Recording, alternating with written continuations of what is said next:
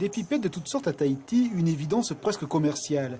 Des magasins spécialisés aux stations-service, c'est open. Officiellement, c'est pour le tabac. Mais culturellement, cet instrument est associé ici à la consommation de cannabis. Jacqueline Yard, depuis 13 ans, se bat contre les drogues. Elle mobilise, elle pétitionne, elle y voit une hypocrisie.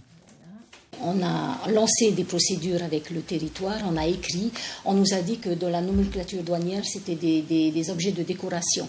Donc il a fallu essayer d'avancer un peu plus. On a saisi les différents présidents du territoire successifs. On a des courriers qui font foi. Et jusqu'à présent, on est toujours dans un flou artistique. Et on voit beaucoup trop de jeunes qui se fournissent un peu partout dans les magasins. Vous allez dans les stations-service, vous avez des pipettes, vous avez un peu partout. Mais on a l'impression que tout le monde ignore les choses. Le marketing visible d'un nouveau magasin à Papeete a relancé le débat. Avec ses ventes de graines de cannabis pour collectionneurs, ce projet a réveillé une des plus souvent tues de la société, l'addiction aux paradis artificiels. Le gouvernement a dû réagir, le ministère de l'Agriculture a pris un arrêté, les graines de cannabis sont classées en substances vénéneuses. L'arrêté inscrit les graines de cannabis dans des substances vénéneuses.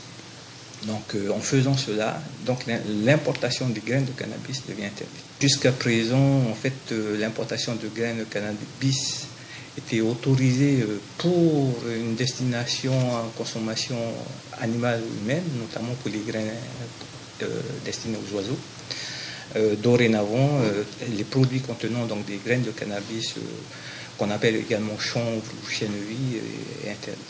Désormais, tout colis contenant ces graines sera renvoyé ou détruit. Mais le débat dans la société est loin d'être clos. Les oppositions entre absolution et répression restent vives. Oscar a été toxicomane, 6 ans d'addiction à l'ice, un combat pour en sortir. Aujourd'hui, il fait de la prévention, éviter coûte que coûte le premier passage. Il y en a qui commencent par la verte et puis qui vont aboutir après dans la ice, dans la cocaïne. Ici, sur Tahiti, il y en a. Il ne faut pas se voiler les mots, il y en a. Tu deviens addict et tu vas toujours vouloir pousser tes limites. Aller plus loin et monter encore plus loin. Une prise de conscience qui appartient à chacun. Toujours est-il que la loi reste formelle. La consommation de stupéfiants est interdite. Donc on la ramène au bureau.